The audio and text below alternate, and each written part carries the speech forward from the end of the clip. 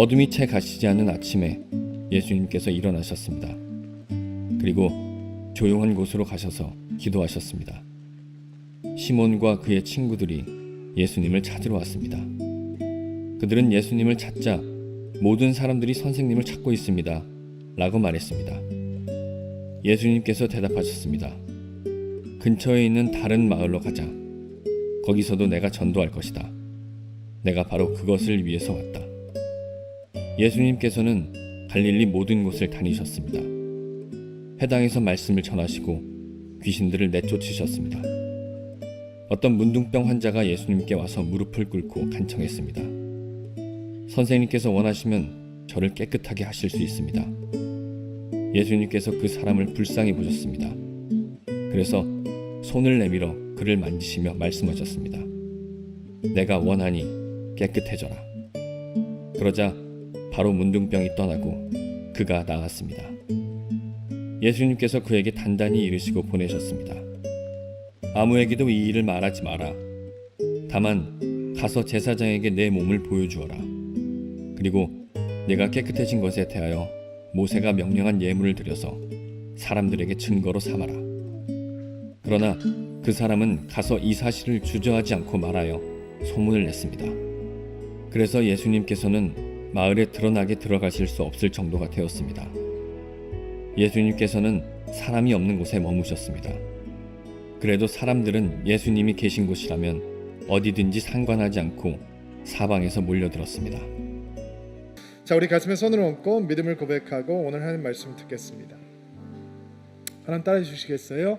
하나님은 나를 사랑하십니다. 나는 그 사랑 안에 있습니다.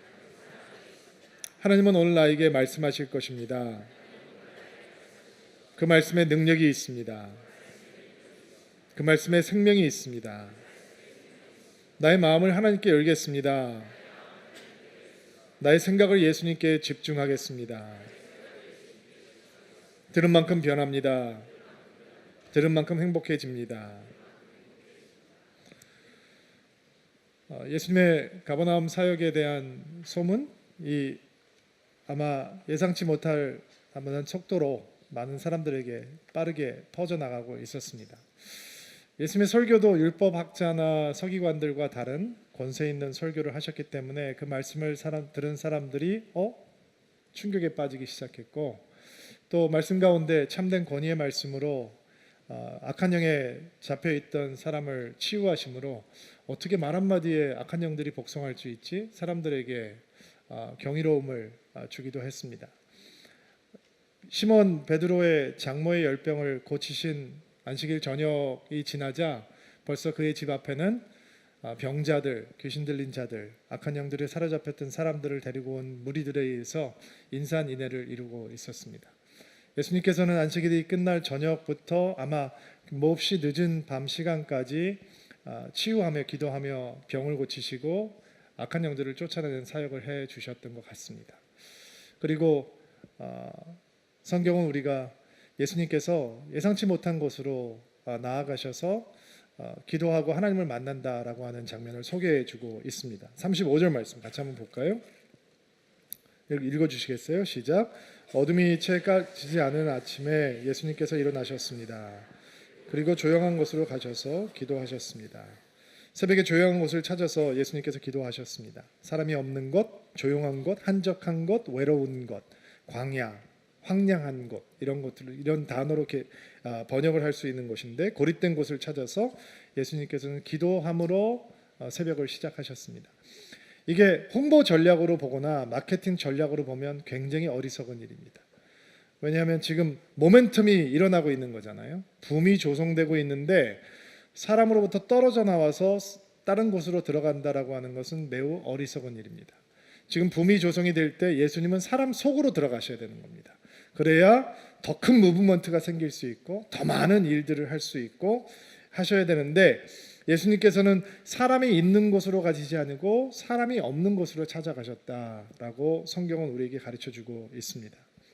왜 조용한 곳으로 가셨냐? 하나님 앞에 기도하기 위해서였습니다.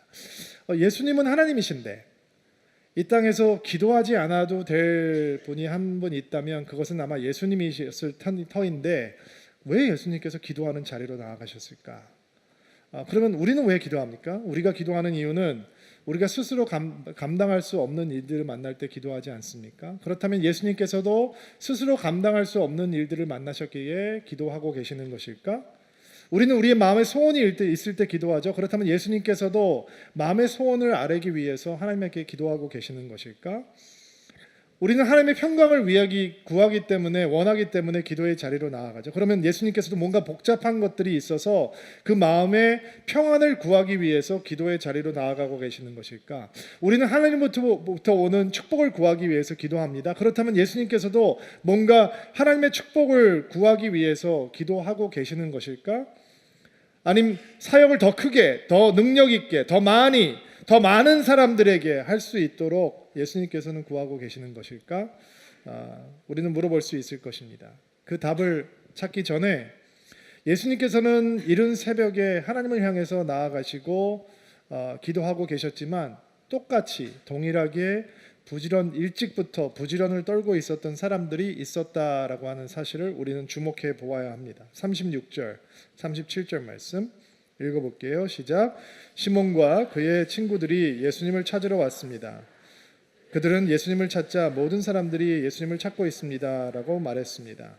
시몬과 제자들이 예수님을 이른 아침부터 찾아 헤매고 있었습니다. 그 이유는 많은 사람들이 예수님을 찾으러 왔기 때문입니다. 그들도 동일하게 부지런하게 이른 아침부터 예수님을 찾아 헤매고 있었습니다. 아마 그 사실이 예수님의 제자들을 몹시 흥분시키지 않았을까라고 생각을 해보게 됩니다. 그리고 그 사실을 예수님께 보고하기 위해서 제자들은 예수님을 찾아 헤매고 있었던 것입니다. 누가복음의 말씀 가운데 동일한 사건을 다루고 있는 기사를 보면 그 당시의 분위기를 맛볼 수 있는 또 한 가지의 사실을 추가하고 있는데 그 사실은 왜 그들이 예수님을 찾아 헤매고 있었느냐? 그 이유를 예수님을 자기 곁에 모셔서 자기들을 떠나지 못하게 하기 위해서 예수님을 찾고 있었다라고 설명하고 있습니다. 왜 그들이 예수님을 떠나지 못하게 가버나움에 잡아놓기를 원하느냐? 예수님께서 생명의 말씀을 가지고 계신 분이기 때문에 그러냐? 그렇지 않고요. 예수님께서는 기적을 만드는 미러클 워커, 미러클 메이커였기 때문에 예수님 옆에다 잡아놓고 있었다는 겁니다. 귀신도 쫓아내고 예수님 떠나지 마세요. 우리 곁에 계세요. 여기 있으면서 우리가 아프면 병도 고쳐주시고 악한 영에게 시달리면 악한 영도 쫓아주시고 우리가 필요할 때마다 우리를 위해서 뭔가 이 기적과 이사를 베풀어 주시면 됩니다. 여기 계셔주세요 라고 하는 사람들이 예수님에게 이른 아침부터 몰려오기 시작했다는 것입니다. 우리가 한 발만 떨어져서 이 상황을 보면 그들의 이러한 요구가 얼마나 어리석은 요구인지 눈에 보이는데 막상 우리가 그런 상황에 처해보면 그런 요구를 하는 것도 너무 당당해 보이고 그런 요구를 들어주는 것도 굉장히 거절하기가 쉽지 않다라는 것을 깨닫게 됩니다.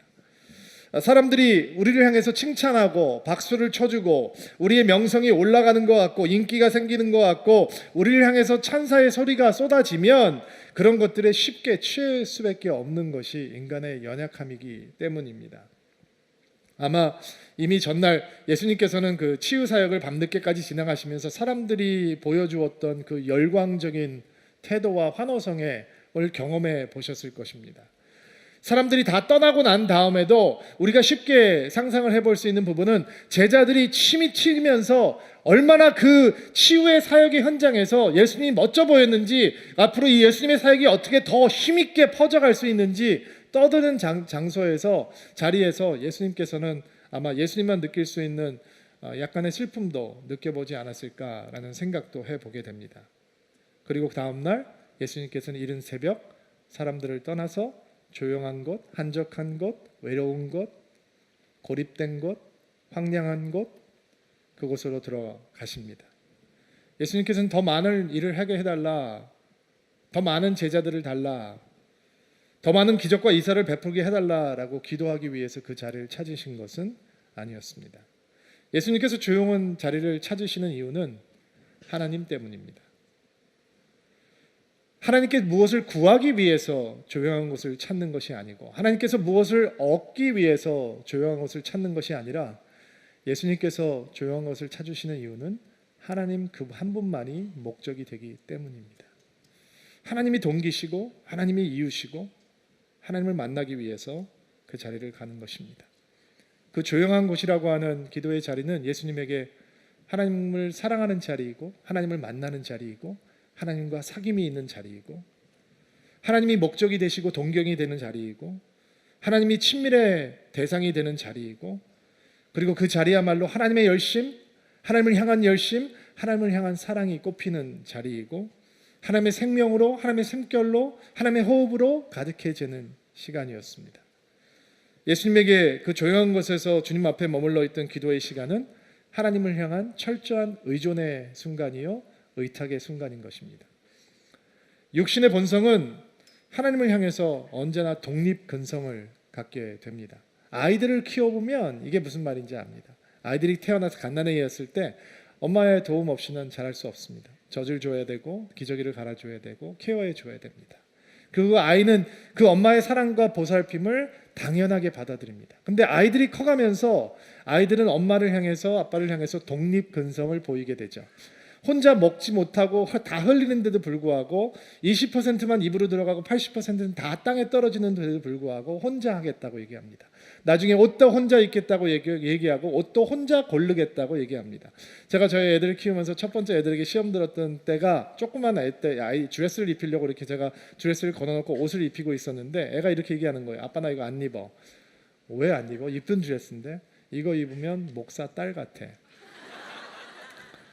그 소리가 뭔 소리인지 모르지만 아니 목사 딸이 어때서 라고 얘기를 하고 싶지만 아이들이 그렇게 독립근성을 키우게 되죠. 아이들이 티네이저가 되면서 사춘기가 되면서 부모님들이 아이들을 굉장히 힘들어하는 이유는 아이들은 자기 영역을 확보하려고 하고 엄마 아빠는 그 영역을 아직 주기가 굉장히 힘들기 때문에 내가 조금 더 그 영역을 안고 갖고 싶기 때문에 갈등이 생기게 되는 것이고 사춘기 때 고생을 하게 되는 것이죠. 사회학적으로 보면 이런 독립근성을 키워나가고 아이들이 스스로 독립하는 것을 성숙이다, 성장이다라고 해석할 수 있을 것입니다. 그러나 영적으로 보면 성장과 성숙은 독립이 아니라 의존입니다. 철저하게 하나님을 의탁하고 의존하게 되는 것이 성숙의 모습이고 성장의 모습인 것입니다. 하나님 없이는 살 수 없는 철저한 의존. 예수님께서는 그것을 위해서 조용한 곳으로 나아가고 계시는 것입니다.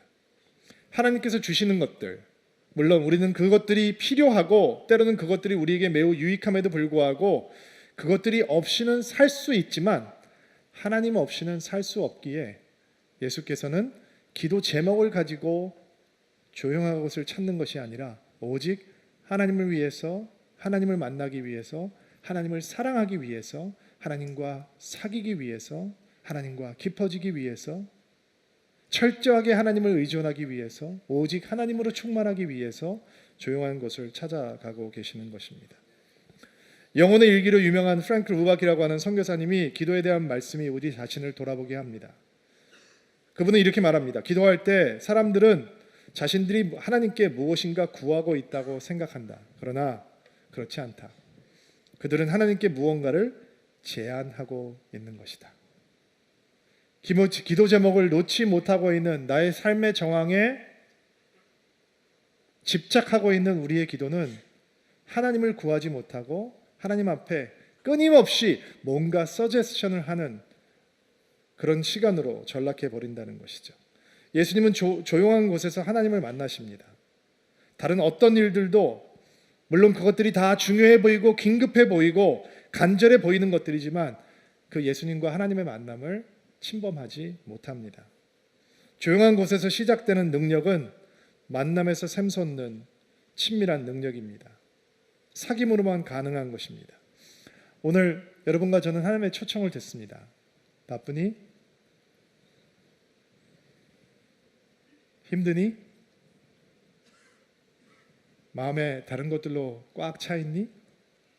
내가 너를 기다리고 있다. 나를 만나러 오지 않을래? 나에게 한번 다가오지 않을래? 너의 기도 제목을 내려놓고 나만을 생각하면서 한번 와보지 않을래? 나는 너를 매우 오랫동안 기다리고 있다. 침범하지 않는 시간, 아무도 방해하지 않는 시간, 서두르지 않는 시간 나한테 한번 줄 수 있겠니? 나는 네가 나를 더 깊이 알면 좋겠다. 나는 네가 나와 친밀해지면 좋겠다. 네가 어디 가서든지 나와 사귐이 있다라고 하는 고백을 하는 인생이 되었으면 좋겠다. 하나님께서 우리를 부르시는 소리입니다. 여러분께서 이 소리를 마음속으로 받으실 수 있다면 오늘 제 설교는 대박 성공입니다. 만약에 그 소리가 들리지 않는다, 저는 과감하게 오후의 활동을 포기하시고 신도현 목사님의 설교를 듣기 위해서 3부 예배도 참석하시라 라고 권해드리고 싶습니다. 하나님께서 왜 우리를 조용한 자리로 불러서 그렇게 만나고 싶어 하실까? 그게 사랑입니다. 만나고 싶은 게 사랑입니다. 잊어버리셨나요? 제가 신 목사님하고 저하고 깊은 우정의 관계를 나눈 지가 15년 정도 된 것 같습니다. 짧은 시간은 아니죠. 돌아보니까 꽤 긴 시간을 서로 사랑하면서 보내었습니다. 그리고 이렇게 과거의 우정을 보면 신 목사님이 다른 사람에는 그렇지 않은 것 같은데 저한테만큼은 그 사랑의 우정을 표현하는데 굉장히 적극적이었던 것 같아요. 저보다 훨씬 더. 근데 제가 기억나는 일이 하나 있는데, 이전 교회 같이 있을 때 신 목사님이 대전에서 목회를 하실 때인데 서울에 일이 있어서 올라오셨다가 아침에 저한테 문자를 보냈습니다. 여호수아야, 회의 때문에 서울 올라가는데 보고 싶으니까 나 어디서 계속 기다리고 있을 테니까 그냥 시간 될 때 잠깐 내려와서 얼굴 보고 대화하자. 근데 그날 진짜 제가 너무 스케줄이 많아서 5분을 거기 내려갈 수 있는 시간이 없어서 계속 회의하고 왔다 갔다 하느라고 결국은 제가 시간을 못 맞추고 목사님께서 9시 반인가 올라오셨다가 2시 반, 3시 반 정도 돼서 이제 대전으로 내려가시면서 얼굴을 제가 못 만났어요. 그때 목사님께서 이제 KTX 타러 가면서 저한테 문자를 보내신 거예요. 여호수아야, 많이 바쁘구나. 몸 챙겨라. 근데 마음이 느껴지는 거예요. 제가 나를 진짜 그리워하고 있구나. 진짜 사랑해 주는구나. 왜 그럴까요? 왜 그렇게 그리워할까요? 왜 그렇게 만나고 싶어 할까요? 만나면 뭐 특별한 얘기 아니야? 아니요, 별로 특별한 얘기 없어요. 그러나 왜 만나고 싶어 할까요? 그게 사랑인 거죠. 여러분, 교회 생활 오래 하신 분들 계시죠? 못된 신자로 평생 사신 분들도 계시죠? 모태 신자로 평생 사신 분들도 계시죠? 네. 하나님 만나보셨어요? 서두르지 않는 시간으로. 요즘 영화도 3시간 반짜리 나오는데 여러분, 그냥 하나님 앞에 머무르면서 조용한 곳에서 우리를 기다리시는 하나님 만나보셨어요? 저는 제 마음속에 들어와 있는 큰 이슈가, 이 기도 제목 하나가 하나님과의 친밀함이라고 하는 기도 제목인데, 하나님께서 제 마음을 많이 다루시고 그것들을 통해서 또 성도들을 향한 하나님의 마음을 주실 거라고 생각을 하는데, 여러분, 우리가 하나님 앞에서 주님을 사랑하는 삶을 살아가면서 인정해야 될 게 있어요. 여러분, 10분짜리 기도는 절대로 하나님 제대로 만나지 못해요. 깊게 못 만나요. 그래서 평생 신앙생활을 한다고 하면서도 이 조용한 곳을 경험하지 못하는 사람들은 하나님이 얼마나 좋은 분인지, 하나님만 사랑한다는 거의 은혜가 무엇인지, 하나님을 만났다고 하는 것이 어떤 뜻인지, 하나님 마음 가운데 거한다고 하는 것이 무슨 뜻인지, 하나님께서 나에게 말씀하시고 내가 그분과 대화한다는 게 무슨 뜻인지 확실하게 간증할 수 없는 거죠. 오늘 하나님의 소리 가운데, 하나님께서 여러분에게 들려주는 소리 가운데, 나는 너를 한적한 곳으로 초청한다. 내가 너를 만나고 싶다. 나에게 오지 않을래?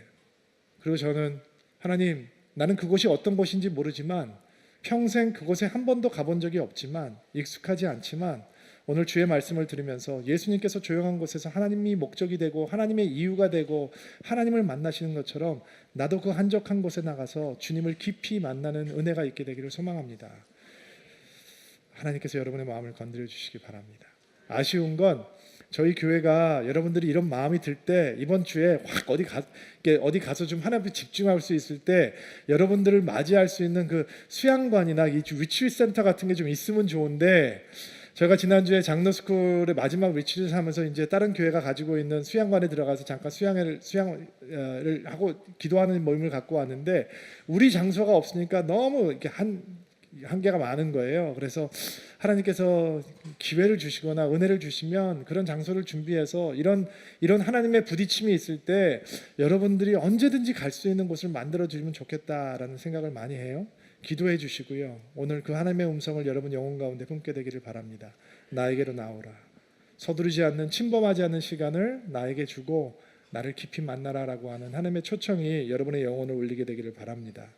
사람과 하나님과 나누는 조용한 곳이 없는 인생은 사람들의 박수 소리에 늘 흔들릴 수밖에 없을 것입니다. 사람의 칭찬 때문에 교만해지고 사람들의 비판 때문에 좌절하고, 그러나 예수님께서는 그 조용한 자리가 있기에 흔들리지 않는 고요한 인생, 능력의 인생이 될 수 있는 것입니다. 38절 39절 한번 말씀 보시겠어요? 읽어주세요. 시작. 예수님께서 대답하셨습니다. 근처에 있는 다른 마을로 가자. 거기서도 내가 전도할 것이다. 내가 바로 그것을 위해서 왔다. 예수님께서는 갈릴리 모든 곳을 다니셨습니다. 회당에서 말씀을 전하시고 귀신을 내쫓으셨습니다. 자, 예수님께서 그런 대중의 반응, 제자들이 와서 모든 사람들이 다 예수님을 찾고 있습니다. 모든 사람들이. 그러므로 가셔야 됩니다. 예수님, 드디어 기회가 왔습니다. 엄청난 문중들이 모이기 시작했습니다. 이제 사람들 속으로 들어가셔서 그 잘하시는 설교도 하시고 그 잘하시는 기적과 이사도 베푸르셔서 놀라운 이 일들을 한번 해봅시다 라고 제자들이 흥분을 할 때 예수님께서 뭐라고 말씀하시죠? 근처에 있는 다른 마을로 가자. 이게 기가 막힌 얘기잖아요. 말도 안 되는 얘기잖아요. 이런 바보가 어디 있습니까? 지금 사람들이 열광할 때 그 열광하는 군중 속으로 들어가야 내가 뭔가 할 수 있을 것인데 예수님께서는 오히려 다른 곳으로 가자라고 말씀하시죠. 하나님을 만나는 조용한 곳에서 흘러나오는 능력은 사람들의 요구 혹은 필요에 따라서 움직이지 않고 하나님의 목적을 따라, 하나님의 꿈을 따라, 하나님의 비전을 따라 움직이게 해준다라는 것입니다. 상황에 근거한 충동을 따라 움직이지 않고 부르심과 소명, 꿈, 목적을 따라 움직일 수 있는 인생이 되어준다는 것입니다. 이런 재미있는 이야기가 있습니다. 토끼와 오리와 다람쥐가 동물 사관학교에 입학을 하게 되었습니다. 토끼는 달리기를 잘하고 오리는 수영을 잘하고 다람쥐는 나무에 오르는 것을 잘합니다. 근데 사관학교 교관이 토끼에게 달리기를 시키는 대신 나무 오르기와 수영을 가르치기 시작합니다. 잘 되지가 않습니다. 근데 교관이 너무 무서워서 달리기를 포기하고 수영과 나무 오르기에 집중합니다. 시간이 얼마 지나자 달리기 실력도 현저하게 줄어들기 시작합니다. 오리는 달리기와 나무 오르기에 집중합니다. 수영이 자기 주특기인데 돌투성이 길을 달리고 거친 나무를 오르다 보니까 물갈기가 다 찢겨져서 나중에 수영을 하러 물에 들어갔더니 수영을 할 수 없는 지경이 되었습니다. 다람쥐도 자기 장기인 나무를 타지 않고 다른 연습을 하다 보니 발톱까지 다 빠져버려서 나중에 나무에 오르려고 하니까 나무에 오를 수 없는 지경에 이르게 되었습니다. 우리의 삶이 얼마나 다른 사람의 요구에 의해서 흔들리는지 모릅니다. 부모의 요구에 의해서 우리 삶이 주장되고, 배우자의 요구나 자녀의 요구가 우리의 삶의 우선순위가 되고, 회사의 요구에 내 삶의 가장 소중한 것들을 기꺼이 희생하는 어리석음을 주저하지 않습니다. 그리고 내 욕심과 내 야망이 나를 사로잡아 버리기도 합니다. 만약에 여러분과 제가 하나님 앞에 머무르며 하나님 앞에 그 음성을 접하며 하나님 앞에 빠져드는 그 조용한 시간이 없다면 우리는 인생의 진정한 목적이 무엇인지 모르고 늙어버릴지 모릅니다. 평생 나의 목적이라고 생각했던 것을 따라가다가 어느 한순간 그것이 아니었네라고 하는 허무함 속에 빠져들지를 모르고 인생을 마무리하면서 어쩌면 후회만 하다가 끝내버리는 인생이 될 위험도 있습니다. 어느 형제님과 대화를 하는데 이런 말씀을 하시더라고요. 목사님, 평생 직장 생활을 하면서 직장 속에서 빛과 소금이 되는 것이 하나님께서 나에게 주신 사명이라고 생각하며 살았습니다. 그리고 은퇴를 하고 회사를 떠나보니 내 삶의 존재 이유와 목적이 뭔지 모르게 되었습니다. 우리 직장생활 하는 분들은 가슴에 좀 다가오는 말이 아닐까 생각이 듭니다. 만약에 그 형제님께서 상식적으로 내가 직장 생활을 하면서 이렇게 사는 것이 하나님께서 나에게 주신 사명이고 목적이다라고 생각을 했다면 그에게는 하나님의 목적이 유통기한이 있는 겁니다. expiration date이 있는 거죠. 그러나 하나님의 목적은 유통기한이 없어야 합니다. 우리 사랑하는 어머님들, 어느덧 젊었을 때는 하나님께서 주신 꿈과 비전이 있었다라고 생각을 하다가 결혼하고 아이들을 돌보면서 이 아이를 잘 키워내는 것이 하나님께서 나에게 원하신, 당연하죠. 근데 아이가 큽니다. 여러분의 품을 떠납니다. 그리고 엄마들은 자신의 존재의 목적이, 사명의 목적이 뭔지 잊어버리게 됩니다.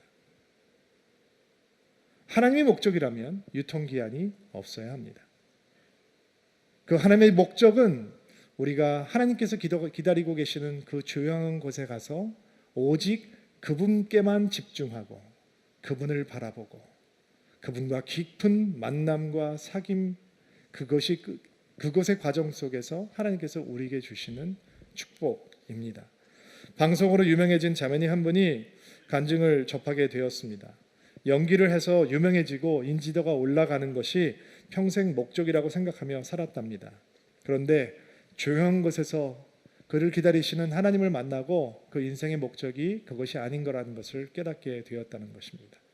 연기를 시키는 것이 하나님의 목적이 아니라, 유명해진 자기를 만들어 놓는 것이 하나님의 목적이 아니라, 사람들에게 하나님을 전하는 것, 하나님의 사랑을 자신의 삶을 통해서 드러내는 것, 그리고 사람들로 하여금 그런 삶을 살 수 있도록 도전하고 격려하는 것, 그것이 자신의 목적이라는 것을 깨닫게 되었다라고 하는 간증이었습니다.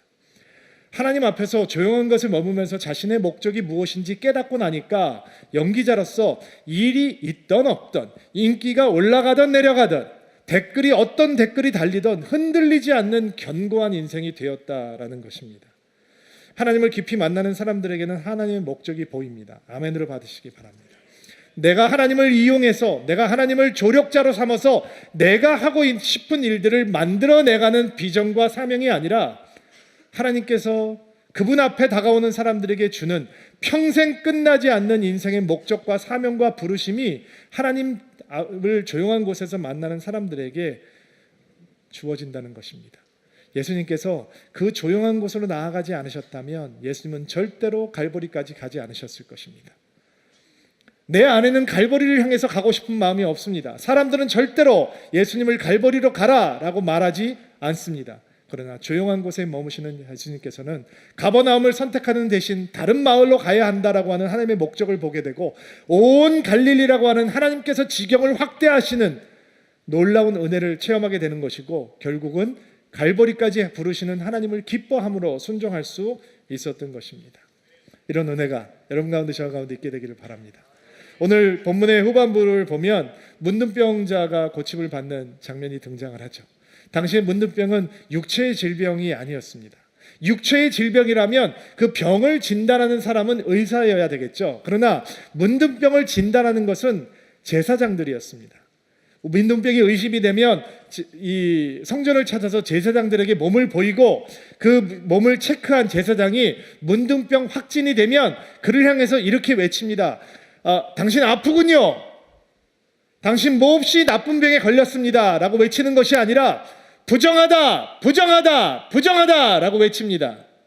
그리고 그 외침이 그가 이스라엘이라고 하는 공동체 안에 들어갈 수 있는 사람이 아니라 격리되어야 되는 인생이고, 하늘로부터 저주받은 인생이고, 버림받은 인생이라고 하는 확진이 되는 것이죠.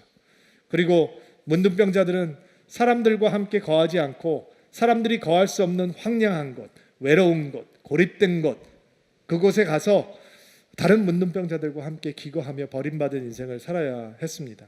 물론 문둥병이라고 하는 것이 손발이 문드러지고 코가 썩고 얼굴이 흉측하게 변하고 보컬 코드까지 다 썩어 들어가서 말도 제대로 할 수 없는 지경까지 되고 음성도 변하는 저주받은 질병으로 사람들은 인식을 했습니다.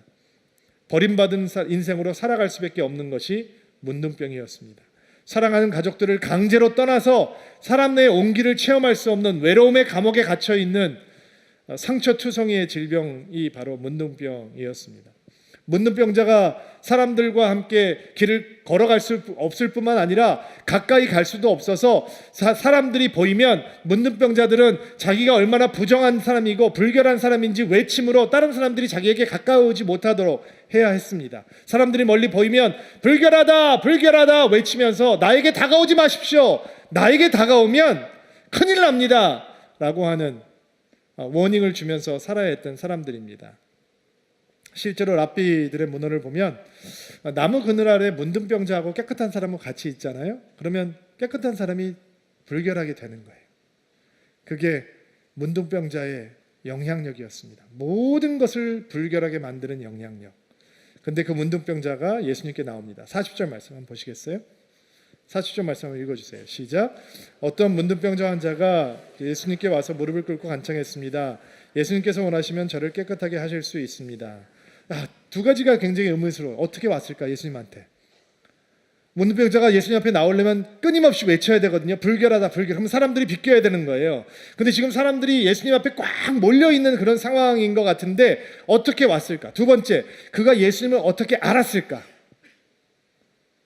마태복음의 동일한 사건을 보면 이 문둥병자가 고침을 받는 장면이 5장부터 7장까지 진행되는 예수님의 산상수훈 다음에 등장하는 사건이거든요. 그러니까 우리가 뭐를 추적해 볼 수 있냐면 이 문둥병자가 예수님의 산상수훈 설교를 산 위에서 듣다가 예수님에 대한 믿음이 생긴 거구나. 예수님에 대한 소문 가지고는 나올 수 없는 거예요. 왜냐하면 나왔을 때 사람들이 있는 곳으로 문둥병자가 들어오면 들어왔을 뿐만 없을 뿐만 아니라 사람들이 매를 때리건 돌을 치건 이게 문제가 생길 수 있기 때문에 이 소문만 듣고 왔다라고 하기에는 그렇고, 설교를 듣다가 예수님이 나에게 이 질병을 고쳐줄 수 있는 분이다라고 하는 믿음이 생긴 거죠. 왜? 믿음은 들음에서 나는 거니까.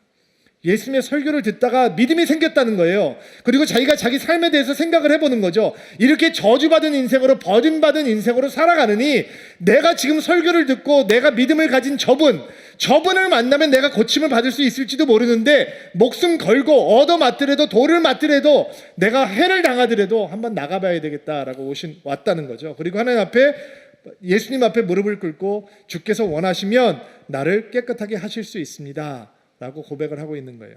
그럼 사람들의 반응은 어떠냐? 사람들은 그가 너무 빨리 자기한테 다가오면, 너무 가깝게 다가오면 혹시라도 옷길이 스치면 내가 더러워질 수 있으니까, 불결해질 수 있으니까 몹시 언짢은 표정으로 이 사람을 보고 있지만 적당 거리를 유지하고 있겠죠. 제자들도 빨리 끌어내고 싶지만 그를 만지면 다 부정해지니까 이런 생각 저런 생각을 하면서, 율법을 생각하면서 이 괘씸한 사람을, 이 무례한 사람을, 이 부정한 인간을, 불결한 인간을, 저주받는 인생을 어떻게 쫓아내야 되나라고 생각을 할 수 있겠죠. 근데 예수님은 다르단 말이에요. 41절 42절 말씀 읽어주세요. 시작. 예수님께서 그 사람을 불쌍히 보셨습니다. 그래서 손을 내밀어 그를 만지며 말씀하셨습니다. 내가 원하니 깨끗해져라. 그러자 바로 문둥병이 떠나고 그가 나았습니다. 예수님께서는 그를 불쌍히 보셨다는 거예요.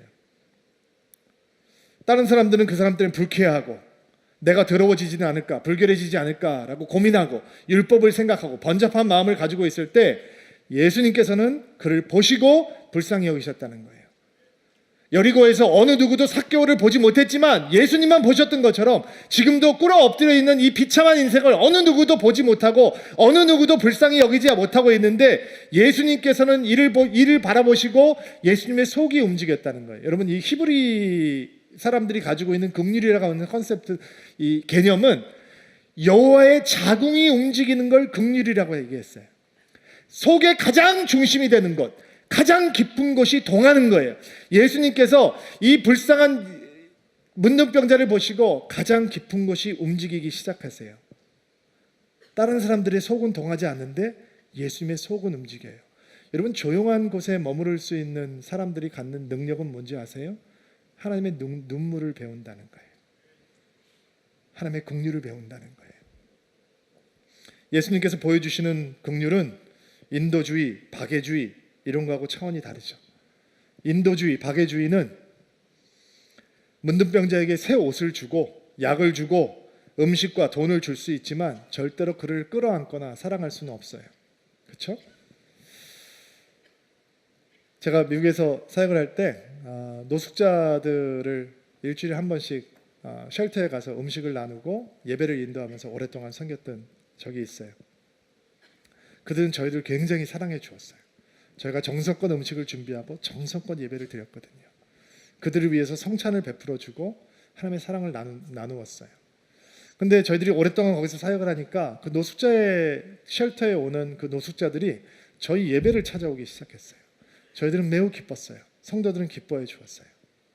그리고 시간이 지나자 어떤 사람들은 저희 교회에서 세례를 받기 원했어요. 저희들은 그를 침례해 주면서 저희 교회는 정말로 하나님의 뜻에 합당한 교회가 되어가는 것 같아서 기뻤어요.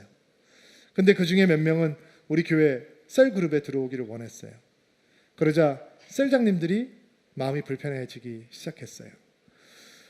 셀그룹보다 저희들은 가정을 열고 그 홈그룹을 통해서 삶을 나누고 음식을 나누고 이 교감하는 모임이 있었는데 그 노숙자들은 저희들의 홈그룹까지 들어오기를 원했어요. 그러나 그들을 향해서 집을 열고자 하는 사람은 아무도 없었어요. 우리가 보여줬던 것은 긍휼이 아니었어요. 교회가 좋은 일 해야지. 예수 믿는 사람이라면 어려운 사람들 돕고 살아야지. 그 도움을 받을 만한 대상이 노숙자보다 더 좋은 대상이 어디 있나. 우리는 그 일을 인도주의적으로 박애주의적으로 하고 있었던 거예요. 조용한 것에서 시작해서 하나님으로부터 흘러나오는 긍휼 때문에 그 일을 하는 것이 아니고 당연히 교회라면 이 정도는 해주어야지. 그러나 그들이 우리의 삶 속으로 진짜 들어오기 원했을 때 우리에게 긍휼이 없었기 때문에 그들을 안아줄 수도 품어줄 수도 사랑할 수도 없었어요. 박애주의, 인도주의, 그것은 인간의 선함으로부터 출발하죠. 긍휼은 하나님의 선하심으로부터 출발하는 거예요. 가장 깊은 속이 움직이는 것, 그것은 하나님의 조용한 곳에 나가서 하나님의 마음을 품고 하나님을 배우는 진짜 하나님을 만나는 사람들만이 할 수 있는 일이었던 것입니다. 예수님께서 문둥병자를 보시고 긍휼한 마음이 동하십니다. 그리고 손을 내미십니다. 랍비는 그러면 안 되는 것입니다. 랍비가 더러워지거든요. 부정해지거든요. 불결해지거든요. 그럼 하나님 말씀을 선포할 수도 없고 예배를 드릴 수도 없거든요. 그래서 예수님은 만지면 안 되는 것입니다. 여러분, 예수님께서 왜 이 문둥병자를 향해서 손을 뻗고 있다고 생각하세요? 고치기 위해서? 그렇지 않습니다. 예수님께서 말 한마디면 고쳐질 수 있습니다. 나는 네가 깨끗해졌으면 좋겠다. 네가 다 나았다. 말만 하시면 됩니다. 예수님께서는 문둥병을 고치기 위해서 손을 뻗고 계시는 것이 아니라 그의 영혼을 고치기 위해서 손을 뻗고 계시는 것입니다. 왜? 내가 저주받은 인생이요. 나는 사랑받지 못하는 인생이요. 나는 외로운 인생이요. 나는 상처뿐이 없는 인생이고 나는 분노밖에 없는 인생이고 서러움과 원통만밖에 없는 인생이다라고 생각하면서 살아가고 있던 그 사람을 예수님께서 만지심으로 너는 사랑받는 자이고 너는 받아들여진 자이고 너는 하나님의 귀한 자녀이고 그리고 예수님께서 뭐라고 말씀하시죠? 내가 원한다. 깨끗해져라. 네가 원하는 것보다 내가 더 원한다. 네가 그렇게 아픔 가운데서 사는 게 내 마음을 깨어버린다. 내 마음이 부서진다. 나는 네가 회복되기를 원한다. 하나님의 품으로 다시 들어오기를 원한다. 예수님께서 만지시는 거예요. 그리고 예수님께서 말도 안 되는 말씀을 하세요. 그를 만졌으면 빨리 예수님께서 정결의식을 행하셔야 되거든요. 다시 깨끗해져셔야 되거든요. 근데 예수님께서는 그에게 얘기합니다. 성전에 가서 제사장에게 너의 몸을 보이고 깨끗함을 확증하라. 그리고 모세율법에서 얘기하고 있는 제물을 드려서 다시 공동체 안으로 들어가라. 그리고 예수님께서는 정결의식을 행하지 않았어요. 이게 무슨 얘기인지 아세요? 문둥병자가 예수님을 부정하게 할 수 없었다라는 얘기예요. 일단 무슨 뜻인지 모르지만 아멘을 받으세요. 이게 무슨 얘기냐? 보통 사람은 문둥병자가 만지면 더러워진단 말이에요. 그런데 예수님은 문둥병자를 만지셨는데 예수님께서 더러워지지 않으셨어요. 무슨 뜻이냐? 우리가 가지고 있는 어떤 더러움도, 어떤 추함도, 어떤 연약함도, 어떤 부정도, 불결도, 죄악도, 어떤 과거도 예수님과 부딪히면 깨끗해진다라는 얘기예요. 이게 복음이에요. 우리가 하나님 앞에서 거룩한 뻔뻔함을 가질 수 있는 이유는 나의 어떤 어두움도 예수 앞에 오는 순간 그것은 빛으로 변하게 될 것이고 나의 어떤 죄악도 예수님과 부딪히는 순간 그것은 은혜로 변하게 될 것이고, 어떤 추함도 어떤 악함도 예수와 부딪히는 순간 우리가 예수를 더럽게 불결하게 부정하게 만드는 것이 아니라 그분의 거룩이, 그분의 성결이, 그분 되심이 우리를 깨끗한 존재로 만들어 놓는 것이다. 이게 기쁜 소식인 거예요. 물론 예수님께서 그 문둥병자에게 너 아무한테도 얘기하지 마, 얘기하면 안 돼, 얘기를 합니다. 근데 여러분과 저와 똑같이 우리는 이거 절대로 얘기하면 안 됩니다 라고 하면 그 얘기부터 하잖아요. 문둥병자는 나가서 예수에 대한 소문을 퍼뜨리기 시작합니다. 내가 나왔습니다. 잠잠할 수 없었습니다. 그리고 더 많은 사람들이 예수님 앞에 몰려오기 시작합니다. 근데 이상하죠? 예수님께서는 그 몰려오는 사람들을 잠시 뒤로 하고 다시 조용한 곳, 한적한 곳, 고립된 곳, 외로운 곳, 하나님이 계시는 곳으로 갑니다. 저는 이 예수님의 삶이 여러분에게 도전이요, 노크요, 격려가 되기를 바랍니다. 사모하시기 바랍니다. 하나님, 나를 기다리시는 하나님 만나러 가는 인생이 되고 싶습니다. 팝콘처럼 팍팍 튀기고 끝나는 만남이 아니라 남이 침범할 수 없는 서두르지 않는 만남, 그 만남으로 들어가는 인생이 되고 싶습니다. 하나님께서 여러분을 깊이 만나주시는 은혜가 오늘 그 마음의 결단을 하고 있는 여러분들에게 임하는 놀라운 축복이 있게 되기를 바랍니다. 같이 한번 기도합시다.